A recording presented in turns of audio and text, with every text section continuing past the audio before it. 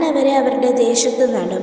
ഞാൻ അവർക്ക് കൊടുത്തിരിക്കുന്ന ദേശത്ത് നിന്ന് അവരെ ഇനി പറിച്ചു കളയുകയുമില്ല എന്ന് നിന്റെ ദൈവമായ യഹോവ അരുളി ചെയ്യുന്നു. ആമോസ് 9-ാം അധ്യായം. വാഗ്ദത്തം തന്ന ദൈവം വിശ്വസ്തൻ, വാക്കുമാറാത്ത നല്ല കാര്യസ്ഥൻ.